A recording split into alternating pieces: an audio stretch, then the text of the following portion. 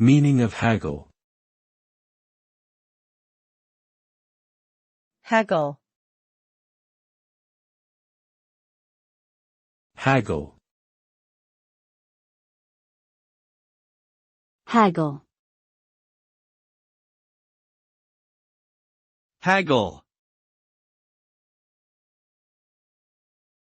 Haggle means to negotiate or bargain over the price or terms of something, especially in a persistent or petty manner.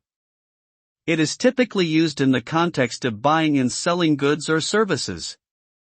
When two parties haggle, they may make counter-offers until a mutually agreeable price or deal is reached.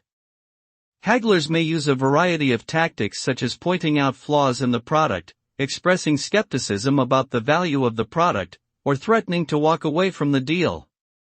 Successful haggling requires good communication skills and a willingness to compromise.